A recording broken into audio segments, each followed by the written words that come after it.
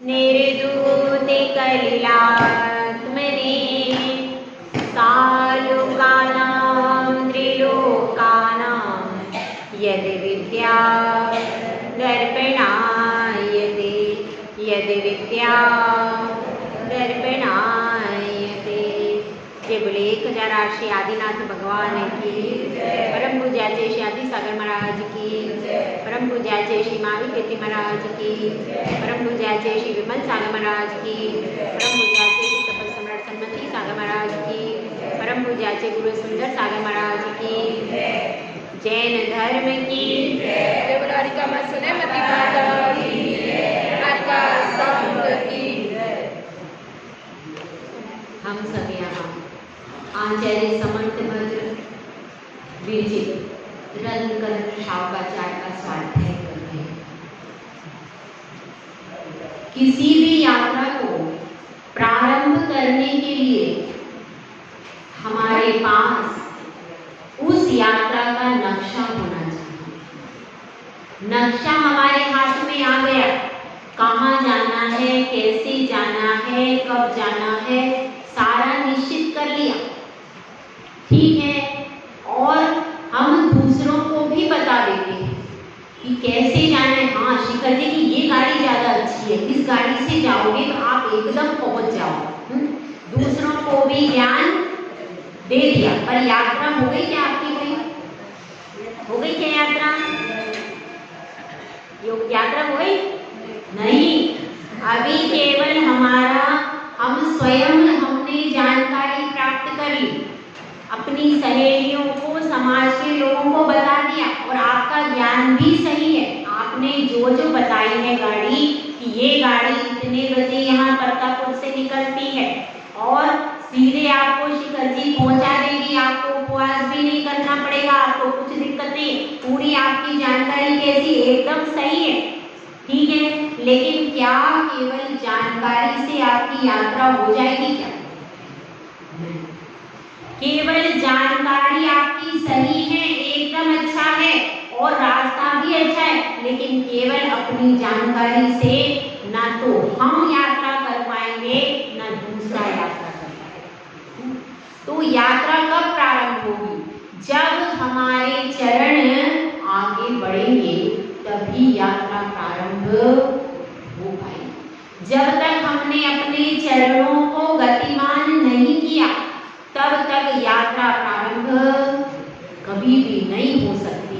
कितना ही हम सुनते रहे, कितना ही बोलते रहे और मन में भी श्रद्धा करते रहे, अब सम्मेद शिखर के प्रति श्रद्धा थी कि नहीं? जब आपने यात्रा के बारे में विचार किया, श्रद्धा थी, श्रद्धा हृदय में थी कि सम्मेद शिखर क्षेत्र पर जाकर के हमारे भाव पवित्र बनेंगे, वहां पर अनंतानंद सिद्ध परमेश्वरी की वंदना करेंगे। भावना थी कि नहीं भाई? थी भावना। तो वो क्या हो गई? वो हो गई श्रद्धा। और फिर हमने ज्ञान प्राप्त किया, भैया यात्रा पे जाना है, कौन सी गाड़ी हमारे लिए सूटेबल रहेगी कि हम जाएं और हमारा देव दर्शन का नियम भी टूटे नहीं, हम जाकर के वंदना भी कर लें और भगवान का दर्शन भी अगले दिन हो जाए। तो ऐसी गाड़ी भी, और यहाँ से भी हम ऐसे जाएं कि यहाँ से भी हमारा भोजन नहीं छूटे। तो ऐसी सारी आपने जानकारी अर्जित कर ली और अपनी परिस्थिति के अनुसार सारा सेट कर लिया। लेकिन सब कुछ करने के बाद भी यदि हमने यात्रा नहीं की तो क्या होगा? पुण्य मिल जाएगा? नहीं। तो जब तक, इसलिए यात्रा को प्रारंभ करने के लिए क्या करना पड़ेगा? कौन सा काम करना पड़ेगा? अपने चरणों को गतिमान करना पड़ेगा, स्वयं के चरणों से चलना पड़ेगा, तब जाकर के हम कहीं सम्मेद शिखर तक पहुंच सकते, नहीं तो नहीं पहुंच सकते। इस संबंध में एक कथा आती, 3 व्यक्ति थे, जंगल में बहुत बड़ी आग लग गई। अब 3 व्यक्ति जंगल में फंस गए। उनमें से एक अंधा था, एक लंगड़ा था और तीसरा कैसा था? आलसी, ठीक है। अब वो तीनों, अब देख रहे। अब क्या बोला आलसी, अरे देखो ये सब जीव जानवर जल रहे हैं, कितनी आग लगी है। तो अंधा कहता है अच्छा आग लग गई, कहना हाँ आग लग गई। अंधा कहता है मैं कैसे बाहर निकलूंगा, मुझे तो दिखता ही नहीं है। अब लंगड़े को बताया, लंगड़ा भी देख रहा है, कहना हाँ देखो कितनी आग लग गई, मैं कैसे बाहर निकलूंगा, मेरे तो पैर ही नहीं है, मैं कैसे चलूंगा। ऐसे तीनों वार्तालाप कर रहे। अब आलसी कह रहा है मुझे तो कहीं नहीं जाना और मगर मुझे जलना भी नहीं है, क्या करें। तो तीनों विचार कर रहे। तो जो अंधा था वो थोड़ा सा बुद्धिमान था। भले देखिए किसी की एक इंद्री कमजोर हो जाती है तो उसकी बाकी की इंद्रियां सक्रिय हो जाती है। अब वो अंधा जरूर था लेकिन उसके पास दिमाग अच्छा था। तो वह कहता है कि ऐसा करो, आप हाँ उसको किसको, लंगड़े को तो कंधे पर बिठा लेते। किसके कंधे पे बैठेगा, आलसी के। इसको आलसी को करना पड़ेगा, ऐसे थोड़ी पहेलियां पार हो जाएगी। आलसी के कंधे पर किसको बिठा लिया, लंगड़े, ठीक है।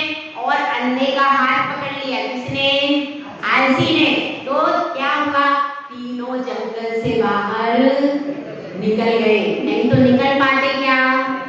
तो ये तीन कौन है, ये है सम्यक दर्शन, सम्यक ज्ञान और सम्यक चारित्र। श्रद्धा है, श्रद्धा में क्या होता है, नहीं जो जिनेंद्र भगवान ने कह दिया वही हमारे लिए ग्राह्य, उसमें सोच विचार नहीं होता। श्रद्धा में तो आपने वितरागता देखी बस और नमस्कार। श्रद्धा में क्या होता है, श्रद्धा में यदि वो सोच विचार करेगा तो ना तो कभी दीक्षा हो पाएगी और ना कभी शादी हो पाएगी। ज्यादा जो सोच विचार करते हैं, आप देख लो जो ज्यादा मील में निकालते हैं, ज्यादा सोच विचार करते हैं, उनकी शादी भी नहीं होती है, उनकी दीक्षा भी नहीं होती, वो कोई काम ढंग से कर ही।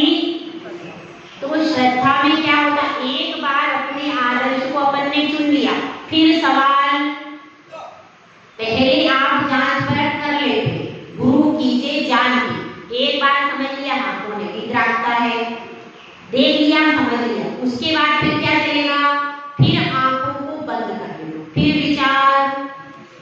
अब आपको कंफर्म पता हो गया ये वितरागी है, सर्वज्ञ है, हितोपदेशी, तो रोज भगवान को चेक करोगे क्या, जरूरत ही नहीं है। एक बार अपन ने चेक कर लिया इस प्रतिमा में कोई कमी नहीं है, यह प्रतिमा भगवान की है, प्रतिष्ठा हो गई, गुरुओं ने भी चेक कर लिया। अब भगवान को रोज चेक करने की जरूरत है, रोज नहीं है। तो फिर श्रद्धा में आंखों को बंद कर देंगे। मतलब श्रद्धा कैसी होती है, श्रद्धा में समर्पण होता है, सोच विचार देख नाम नीत करना ये सब नहीं होता। दूसरी चीज क्या है, दूसरा चीज है ज्ञान। तो ज्ञान कैसा होता है, ज्ञान मतलब उसमें पैर नहीं होती। ज्ञान जो होता है वो लंगड़ा बताए, क्यों, क्योंकि जानकारी तो बहुत सारी होती है लेकिन जानकारी के अनुसार ज्ञान चलता नहीं है, तो इसलिए ज्ञान लंगड़ा होता है। और चारित्र कैसा होता है, चारित्र के पास आंखें भी हैं और ज्ञान भी, क्योंकि सम्यक दर्शन भी है, सम्यक ज्ञान भी है। ये दोनों जहां सम्मिलित हो जाएंगे तब सम्यक चारित्र की संज्ञा प्राप्त होगी। तो हम सब कौन है भैया, कौन है तीनों में से कौन है भैया, अपना अपना बता दो, कौन है, आलसी है। हम सब आलसी ही हैं, अनादिकाल से हम लोग आलसी बने सो रहे हैं। और जंगल में आग लगी, ऐसी संसार की आग लगी हुई है, लेकिन हमारे को नजर, हम तो आलस में पड़े, पूरा संसार में आग लगी हुई, लेकिन हम अपने आलस में पड़े। अरे अभी क्या जरूरत है नियम लेने की, अभी क्या जरूरत है कुछ करने की, बाद में करेंगे। जब आग लग जाएगी, तुम्हारी पूरी शक्ति जल के खाक हो जाएगी, उसके बाद फिर हम करेंगे पुरुषार्थ। ये आग लगी हुई है जिसमें धीरे धीरे प्रति प्रतिपल हमारी आयु क्षय हो रही, हमारी शक्ति क्षय हो रही कि नहीं? हाँ संगीता जी बताओ, आप जब 16 साल की थी तब कैसे दौड़ती थी, कैसे कूदती थी, बताओ।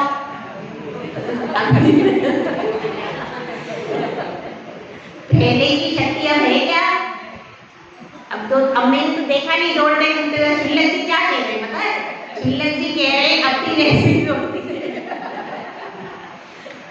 अब कितना भी पुरुषार्थ करो तो जो बात उस समय थी वो अब है क्या? अशोक जी उस समय जैसी बात है क्या आप में? नहीं है। अब तो छोटी पायल कूदती है। छोटी पायल कूदती, उसके बराबर आप नहीं कूद सकते। चलो, तो अब अपनी बात ये चल रही है, धीरे धीरे हमारी शक्ति कम होती जा रही है। और कौन सी आग लग रही है? संसार की आग है, विषय भोगों की आग, प्रतिपल हम जल रहे हैं उसमें। यदि और आयु कर्म भी क्षय होता जा रहा है उस आग से। आयु कर्म मनुष्य पर्याय का आयु कर्म नष्ट होता जा रहा है, तो विचार करने की जरूरत है, बहुत विचार करने की जरूरत है। यदि अभी हम नहीं चेत पाए, कोई नियम संयम नहीं ले पाए, तो क्या होगा? आयु कर्म जल जाएगा और आपकी मनुष्य पर्याय व्यर्थ चली जाएगी। क्योंकि यह नेत्र पवित्र होते हैं। कैसे पवित्र होते हैं? भगवान का दर्शन करने से नेत्र पवित्र होते हैं। हाथ कैसे पवित्र होते हैं? अभिषेक और पूजा करने से हाथ पवित्र हो जाते हैं। और चरण कैसे पवित्र होते हैं? तो जिनेंद्र भगवान की तीर्थ यात्रा करने से और अणुव्रत और महाव्रत की साधना करने से ये चरण पवित्र हो जाते हैं। तो हमको सबको कौन सी साधना करनी, कौन सी यात्रा करनी है? अणुव्रत और महाव्रत की जो यात्रा है, क्योंकि बाहर की यात्रा तो अनादिकाल से करते रहे, ये अणुव्रत और महाव्रत की यात्रा अंतरंग से शुरू होती है। अंतरंग से शुरू होती है और धीरे धीरे हमको 14वें गुलिस्तान सिद्धिशिला तक ले जाती है। ऐसी है 14 सीढ़ियों की यात्रा करनी है कि नहीं? हाँ तो बोलो, हाँ करनी है। देखो, तो अब अपन आगे बढ़ेंगे। अब अपन थोड़ा सा आगे बढ़ेंगे। अपना प्रकरण क्या चल रहा था? अपना प्रकरण चल रहा था गुणव्रत का। और गुणव्रत में भोगोपभोग परिमाण व्रत। तो भोगोपभोग परिमाण व्रत कैसे होता है, इसके बारे में बताया गया था। अब इन 2 श्लोकों में यह बताएंगे कि भोग और उपभोग की सामग्री के लिए नियम कैसे लिए जाए। ठीक है? क्योंकि जब भी हम चरणानुयोग की तरफ बढ़ते, तो जैसे बहती हुई नदी जिसमें बाढ़ आई, उसको करने के लिए क्या चाहिए? पुल चाहिए, बांध चाहिए। तब उस बांध से वह नदी कैसी हो जाती है? संयमित हो जाती है। उसी प्रकार से हमारा भी पूरा जीवन असंयमित है और विषय भोगों की तरफ प्रतिपल मन दौड़ रहा है। तो उसको संयमित करने के लिए 2 चीजें हैं, पहला तो नियम और दूसरा यम। तो अब यहाँ पर नियम भी है और यम भी है। तो उन दोनों को कैसे लेते हैं, यह विधि इसमें बताई जाएगी। अपन गाथा पढ़ते हैं। भोजन वाहन शयना,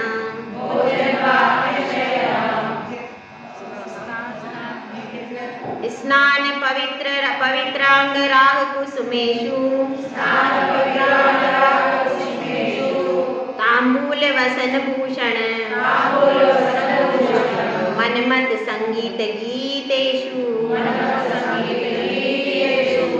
भोजन वाहन शयनस, स्नान पवित्रांग राग कुसुमेषु, तांबूल वसन भूषण तांबूल वसन भूषण मनमत संगीत गीतेषु मनमत संगीत गीतेषु अद्य दिवारजनीवा अद्य दिवारजनीवा पक्षो मासस्य तथा ऋतुरगमनं प्रयनं च वा पक्षो मासस्य इति काले परिचित्वा प्रत्याख्यानं भवेन्नियमम् भो अद्य दिवारजनीवा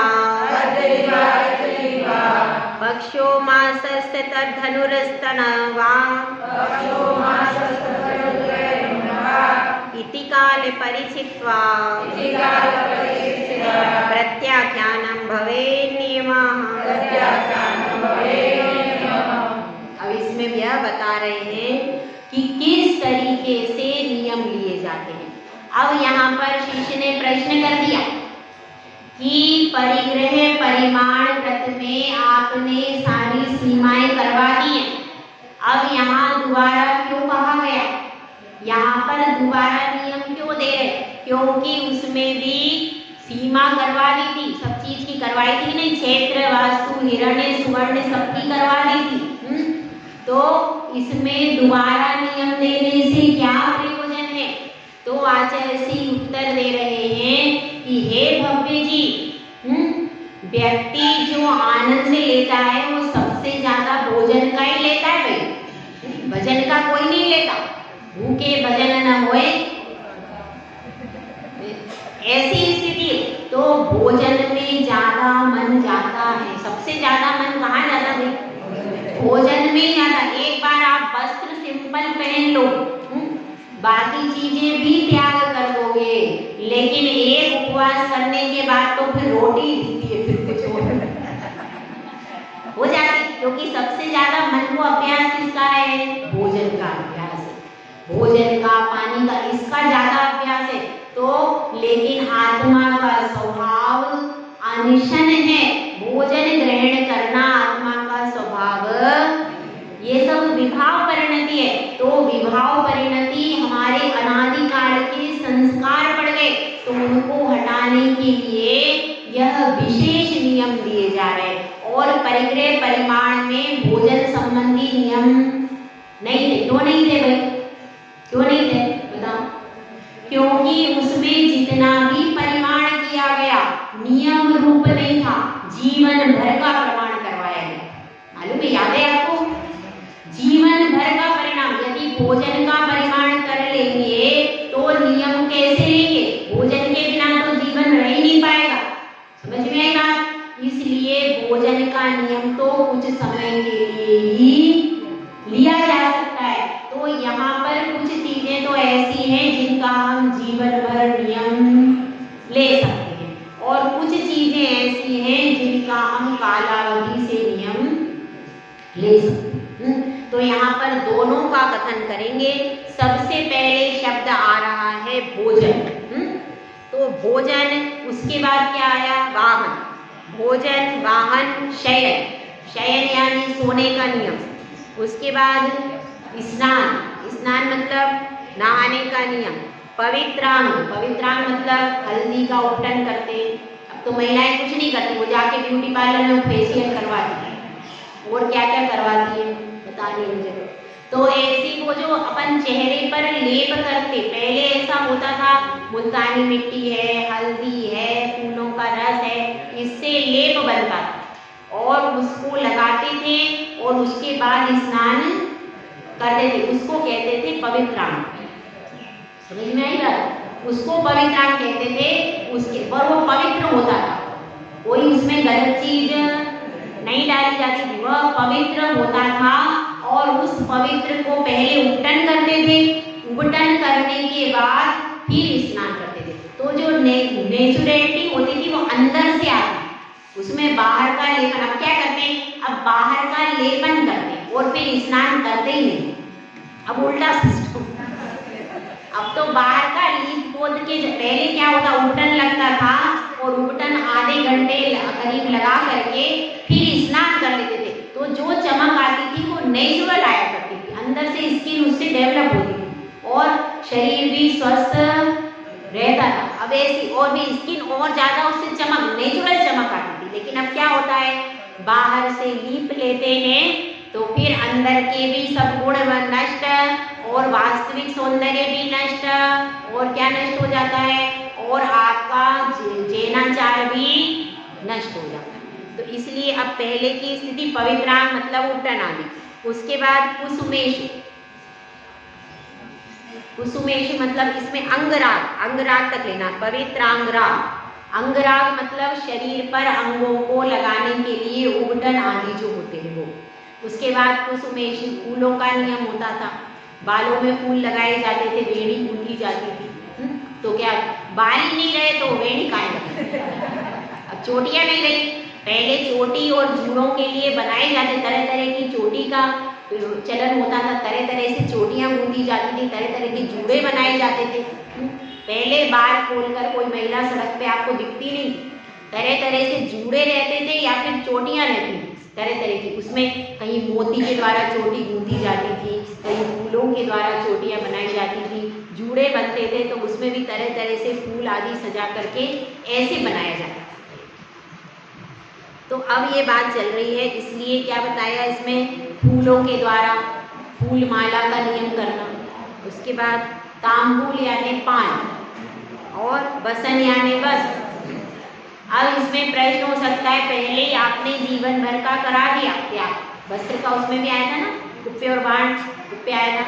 तो अब यहाँ पर प्रश्न है, पहले जीवन भर का जिसने कर लिया है परिग्रह परिमाण में, यहाँ पर वो रोज का रोज नियम करेगा या 10 दिन का या 15 दिन का ऐसा नियम करेगा। उसके बाद भूषण, भूषण में भी प्रश्न हो सकता है कि सोना चांदी का आपने त्याग कर दिया, आभूषण भी उसमें गर्भित हो गए, फिर यहाँ पर दोबारा क्यों कराया, दोबारा इसलिए करवाया कि यहाँ पर रोज का रोज या 10 दिन के लिए नियम लेगा। उसके बाद क्या है, मनमत, मनमत मतलब फिल्मी गाने आदि, जिन गानों को सुनने से मन में विकार होते हैं, ऐसे गीत और संगीत, ठीक है। और मनमत का अर्थ एक और है कि आपको कितने दिनों का ब्रह्मचर्य लेना है, कितनों दिनों तक आपको संयम से रहना है, यह भी इस मनमत के नियम में आएगा, ठीक है। अब इसमें यही बताया, अद्य मतलब आज, दिवा मतलब दिन में, रात, रजनी मतलब रात में, पक्ष मतलब 15 दिन का पखवाड़ा, मास मतलब 30 दिन, और क्या है, ऋतु, ऋतु मतलब 2 महीने की एक ऋतु, अयन मतलब क्या होता है, 6 महीने, 6 महीने का समय अयन कहलाता है। और संवत्सर या वर्ष कितने का कहलाता है, 12 महीने का वर्ष कहलाता है। इति काल परिचित्वा, इतने काल को छोड़ करके या इसकी गणना करके त्याग करना, प्रत्याख्यान करना, इसको भवे नियम, इसको नियम कहते हैं, क्योंकि जीवन भर का नहीं होता है इसलिए नियम कहते हैं। जीवन भर का लिया हो तो यम कहलाएगा, और यदि कुछ समय का नियम हो, कुछ समय का हो तो नियम कहलाएगा। देखो इसको थोड़ा सा देख लेते हैं। पहले है भोजन, कुछ लोग ऐसा नियम भी कर लेते हैं भोजन का, हम दिन भर में 5 बार अन्न ग्रहण करेंगे, जैसा किसी ने नियम किया, आजीवन नियम कर लिया, जीवन भर के लिए नियम कर लिया कि हम 5 बार से ज्यादा अन्न का सेवन, तो क्या हुआ, यह हुआ कि नियम, यह क्यों, उसने जीवन भर के लिए नियम कर लिया कि हम 5 बार से ज्यादा, 7 बार से ज्यादा अन्न का सामान ग्रहण, ऐसे लोग कर सकते हैं, इसमें कोई बाधा, करने वाले कर सकते हैं, 5 बार या 7 बार या 8 बार जो भी लेना, इसमें नियम जीवन भर का हो सकता है। रोज का कैसे लेंगे, रोज का नियम ऐसे होता है, आज मैं दिन में 2 बार भोजन करूंगा, ये क्या हो गया, रोज का, रोज का।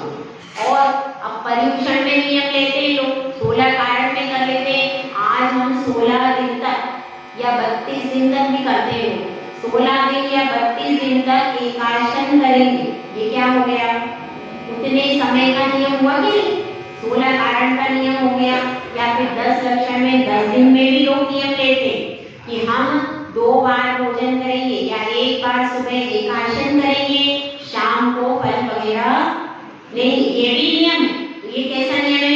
कुछ समय का है, 10 लक्षण तक का नियम है। तो ऐसे भी नियम होते हैं, कोई 10 लक्षण के लेते, अष्टांगिका में भी लोग ले लेते 8 दिन का नियम, 8 दिन तक हम एक समय भोजन करेंगे, देखेंगे। तो ये सब कौन से नियम है? ये सब भोजन संबंधी नियम है। और भी लेते हैं, आज हमारा मीठे का त्याग है, आज हमारा नमक का त्याग है, वो भी जितने भी त्याग रूप भी नियम वो रोज रोज के लेते हैं, देखेंगे। नमक का त्याग कौन से दिन का? खाली रविवार का है, तो क्या हो गया? एक दिन का नियम। किसी ने मीठे का त्याग किया तो कब का है? केवल मंगलवार का। तो ऐसे दिन वाइज भी लोग नियम, भोजन संबंधी बहुत सारे नियम हो जाते हैं। अब थाली आई है, थाली में 4 सब्जी है, हमने एक सब्जी हटा दी, ये भी नियम हो गया। कुछ भी अपन नियम ले, 5 हरी का नियम करते गए, 5 हरी से ज्यादा आज नहीं खाएंगे, ये क्या है? यह भी नियम है, केवल आज के लिए है, कल के लिए। किसी ने 10 लक्षण में ले लिया, अब 10 लक्षण में हरी नहीं खाना, ऐसे लोग ले लें। कुछ लोग रख लेते हैं कि हम 3-4 हरी से ज्यादा नहीं खाएंगे। कुछ लोग फल का नियम कर लेते हैं, हम हरी सब्जियां नहीं खाएंगे, केवल फल खाएंगे, ऐसा भी नियम कर लेते हैं। कुछ लोग उपवास का नियम ले लेते हैं कि हम 10 लक्षण में पानी को छोड़ करके उपवास करेंगे, सब त्याग कर देंगे, ऐसा भी नियम। तो ये सारे क्या है? नियम, रोज के रोज जो ले रहे हैं। और जीवन भर के लिए मैंने आपको बता दिया, कोई ने जीवन भर के लिए। अब ऐसे साधु संघ में रह रहे बहुत से श्रावक हैं, अब उनको दीक्षा लेनी है, तो आचार्य श्री ने कहा कि भैया आप एकासन करो ताकि आपका अभ्यास बने। तो उन्होंने नियम ले लिया कि हम एकासन करेंगे, कुछ दिन का नियम है, कुछ दिन का नियम, महीने भर का नियम ले लिया। जैसे उन्होंने आचार्य श्री जब तक हम संघ में रहेंगे, श्रावक यहाँ से गया आचार्य श्री के पास संघ में, उसने नियम ले लिया कि 1 महीने तक जब तक हम आचार्य श्री आपके पास रहेंगे एकादशी। ये क्या हो गया? नियम। जब तक गुरु के पास हम, जब तक आपके पास रहेंगे तब तक सफेद वस्त्र पहनेंगे, ये नियम हो गया। आप आपके पास जब तक रहेंगे तब तक हम फिल्मी गाने आदि नहीं सुनेंगे, आपके पास जब तक रहेंगे तब तक ब्रह्मचर्य का पालन करेंगे, ये भी हो सकता है। नहीं हो सकता है? हो सकता है। तो ऐसे कुछ लोग साधु संघ में जब जाते हैं तो उतने समय का नियम कर लेते, उसके बाद फिर घर पे आके जो भी, लेकिन कम से कम वहां तो संयम की साधना करते ही हैं। तो ऐसे भी नियम ले सकते हैं, किसके? भोजन संबंधी। और वाहन संबंधी नियम उसमें नहीं हुआ। परिग्रह परिमाण में वाहन संबंधी नियम हुआ था क्या भाई? नहीं। तो इसमें वाहन में कैसे लेते हैं? पहले तो यमरूप ले सकते हो, और किस वाहन का दोष आपको लगेगा? जो वाहन आपके नाम पर है उसका ही दोष आपको लगेगा। यदि आपके घर में वाहन है तो उसमें क्या करना चाहिए? अपने पास कितनी कारें हैं? 2 हैं, 3 हैं, जितनी भी कारें हैं तो अपन को नियम ले लेना, भैया 5 कार से ज्यादा नहीं रखूंगा मैं। क्या हो गया? जीवन भर में मेरे नाम से 5 कार से ज्यादा नहीं रखूंगा, ये किसका नियम हो गया? जीवन भर का नियम। कर सकते हैं कि नहीं? कर सकते हैं। 5 कार होती क्या करोगे? लेकिन नियम। और फिर सार्वजनिक वाहनों की छूट, सार्वजनिक वाहनों की छूट लेकर के करना ताकि आपको विकल्प नहीं आए। और ऐसा भी लोग नियम कर लेते हैं, हम घूमने फिरने के लिए वाहनों में बैठकर नहीं जाएंगे, केवल तीर्थ यात्रा के लिए जाएंगे। ऐसा भी लोग, बूढ़े लोग हैं, अब उनको क्या करना है? तो ऐसा कर देते हैं, हम तो केवल तीर्थ यात्रा के लिए ही वाहनों का प्रयोग करेंगे और कार्य के लिए नहीं करेंगे, ऐसा भी प्रयोग हो जाता है। तो इसमें जीवन भर का कैसे ले सकते हैं? अब आपके पास एक छोटी स्कूटी है, मेरी 3 स्कूटी से ज्यादा मैं नहीं रखूंगी, ये क्या हो गया? अपना नियम हो गया। उनका कार का हो गया, आपका 3 स्कूटी से ज्यादा मैं नहीं रखूं, मेरा त्याग है। तो इसका मतलब है, और कभी, और लेकिन कभी आपको परिस्थिति ऐसी हुई कि आप स्कूटी से छोड़ दिया तो आपको दोष लगा नहीं, क्यों? क्योंकि मेरे वाहन का ही दोष मुझको, और फिर नियम कर लो, अपने तो कर लिया हमने 3 स्कूटी को छोड़कर शेष स्कूटी का त्याग करना, ठीक है। उसके बाद क्या नियम करना? उसके बाद नियम ये करना सार्वजनिक वाहनों की छूट। समझ में आएगा? सार्वजनिक वाहन में आपको बैठना ही पड़ेगा, उसका तो कोई उपाय है नहीं। ट्रेन से भी जाओगे, एरोप्लेन से भी जाना पड़ेगा, लेकिन अपन कितना परिमाण कर सकते हैं? जो वस्तु हमारे घर के अंदर रखी है उसका ही प्रयोग का परिमाण कर सकते, क्योंकि नियम ऐसा लो जिसमें टूटे सार्वजनिक वाहनों की छूट। और अपन ऐसा भी कर सकते हैं, आज हम केवल 2 बार वाहनों का प्रयोग करेंगे, ऐसे भी लोग नियम कर लेते। कुछ लोग 10 लक्षण में नियम कर लेते, हम 10 दिन तक वाहन में नहीं बैठेंगे, नियम कर लेते, करते ही। और वाहन का प्रयोग केवल मंदिर जाने के लिए करेंगे, मंदिर के अलावा किसी के घर में नहीं जाएंगे, ऐसा भी नियम करते हैं कि मंदिर के लिए ही वाहन का प्रयोग करेंगे, मंदिर के अलावा और कहीं भी नहीं जाएंगे। तो आप कम से कम मंदिर में आएंगे तो आपके पाप धुल जाएंगे। तो इसलिए इतना भी प्रयोग आप कर सकते हो 10 दिन के लिए कि अपन केवल अपने नगर से बाहर नहीं जाएंगे, और कोई विशेष परिस्थिति हो जाए, किसी का मरण हो जाए या कोई बहुत विशेष परिस्थिति, उसकी छूट रख करके 10 दिन के नियम आप कर सकते हो। और शयन का नियम, शयन में कैसा नियम कर सकते हैं? हम दिन में 3 बार सोएंगे, 30 बार नहीं सोएंगे, ये भी नियम है, जीवन भर के लिए कोई ले लेता है। दिन में 3 बार से ज्यादा सोएंगे, जीवन भर का ले लेते, कोई दिक्कत नहीं है, हो जाता है पालन, उसमें कोई दिक्कत नहीं है। 3 बार से ज्यादा कहाँ सो रहे आप बताओ? महिलाओं को तो टाइम ही नहीं मिलता भैया, पुरुषों को तो बहुत टाइम है, क्या बोलो? अब ये क्या शयन का नियम कैसे? और जीवन भर के लिए भी ले सकते हैं, हम 3 या 4 बार से ज्यादा नहीं सोएंगे, ये क्या हो गया? एक दिन में, ठीक है।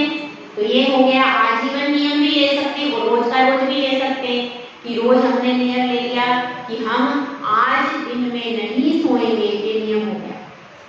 10 लक्षण पर्व में हम दिन में नहीं सोएंगे, ये क्या हो गया? नियम हो गया। 10 दिन के लिए नियम हो गया। अष्टांगिका पर्व में हम रात्रि में सामायिक करेंगे, रात्रि में 2 घंटा नहीं सोएंगे, ये भी नियम। तो सोने के संबंध में भी नियम ले सकते हैं। उसके बाद क्या है? स्नान। स्नान का नियम लेते हैं। स्नान का नियम कैसा लेते हैं कि 1 बार स्नान करेंगे, 2 बार स्नान करेंगे, 3 बार करेंगे। कितनी बार करोगे? 3 बार। दिन में 3 बार से ज्यादा स्नान नहीं करेंगे, नियम ले सकते हैं, जीवन भर के लिए ले सकते हैं कि नहीं? विशेष परिस्थिति, जब सूतक पातक हो जाए, जब किसी का मरण हो जाए, उसकी छूट। सामान्य परिस्थिति में हम दिन में 3 बार से ज्यादा स्नान नहीं करेंगे, यह नियम जीवन भर के लिए ले सकते हो कि नहीं? ले सकते हो, क्योंकि ब्यूटी पार्लर के बाद तो नहाना पड़ता ही नहीं है, ले तो आप। पुरुषों को तो कोई परेशानी, वो सब नियम ले सकते हैं, महिलाओं को बहुत दिक्कत है, ठीक है। तो यह नियम कितनी बार? पहले तो दिन, जीवन भर का ले सकते, दिन में 4 बार से ज्यादा हम स्नान नहीं करते, जीवन भर का ले सकते, उसमें कोई दिक्कत नहीं। और भी फिर भी विशेष परिस्थिति की छूट है, और क्या करेगा? 5 बार कर लेगा, और क्या करेगा, ठीक है। तो उसमें आप 4 बार का जीवन भर करेगा, फिर रोज का रोज। आज मैं 1 बार ही स्नान करूंगी, दूसरी बार स्नान नहीं करूंगी, भी नियम ले सकते हो, क्योंकि अपन कितने जलकाय जीव को नाली में डालते हैं, कितना दोष लगता है। और कैसे करना? आज मैं उबटन आदि का प्रयोग नहीं करूंगी, तरह तरह से इत्र आदि नहीं लगाऊंगी, ये भी नियम कर सकते। जीवन भर के लिए भी कर सकते कि हम इतनी ही उबटन लगाएंगे, इनसे ज्यादा उबटन नहीं लगाएंगे, या कोई लगाता ही नहीं है। तो ऐसे तरह तरह से इत्र के, उबटन के, जल के, स्नान के, इन सब के नियम ले सकते कि नहीं भाई? ले सकते हो आप फूलों की माला पहनेंगे कि नहीं पहनेंगे, ये सब नियम होते हैं। उसके बाद क्या, पान खाने का नियम। कुछ लोग पान का त्याग ही कर देते हैं, करने वाले, और पान में दिन में 2 बार खाऊंगा, तीसरी बार नहीं खाऊंगा, ये भी नियम हो जाता है। समझ में आई बात? पान आदि का प्रयोग हम एक बार ही करेंगे। उसके बाद आया वसन। वसन मतलब वस्त्रों का जीवन भर का उसमें प्रमाण करवाया था, परिग्रह परिमाण में करवाया था कि नहीं? तो उसमें जो परिमाण करवाया था, अब यहाँ पर वो तो जीवन भर के लिए था। जीवन भर हमने 500 साड़ी 1000 साड़ी जो भी रखी वो रख ली। अब आप लोग जानो, किसी ने नहीं बताया कितनी साड़ी, ठीक है? इन लोगों ने कुछ नहीं, इतनी घबरा गई महिलाएं, वो तो जब छोड़ेंगी तो इकट्ठा छोड़ के सब दीक्षा ले लेंगी, अभी नहीं कर सकते, ठीक है? तो अब ये क्या बात हुई? तो इसके बाद वसन में क्या करना है, आज हम इतने वस्त्र पहनेंगे, इतनी साड़ी पहनेंगे। कितनी साड़ी रोज दिन भर में पहनते हो, या एक आध कोई बता दो, दिन भर में कितनी बार चेंज करते हो? 5 बार। मैं बता रही 5 बार। सुबह आएंगे, स्नान करेंगे, तब एक बार कपड़े पहनेंगे, ठीक है? उसके बाद मंदिर आएंगे, साड़ी चेंज होगी, साड़ी चेंज करते हैं।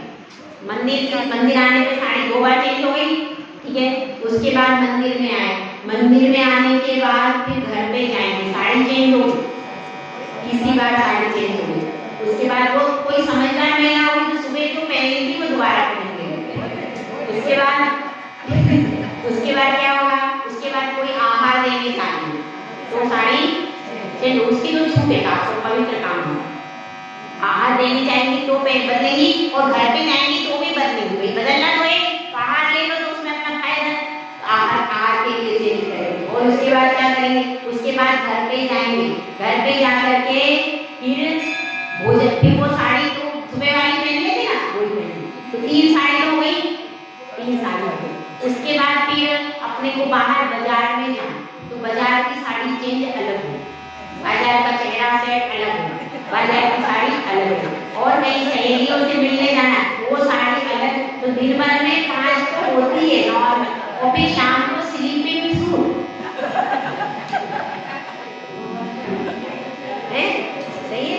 और कोई सूट, हाँ साड़ी सब थोड़ी पहनते, सूट भी पहनते भैया, तो साड़ी तो अलग, 5 साड़ी तो अलग और सूट अलग, ठीक है?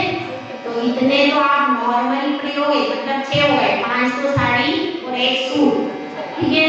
तो ऐसे तो आपके रेगुलर है, रेगुलर वस्त्र 5-6 तो होते ही होते हैं।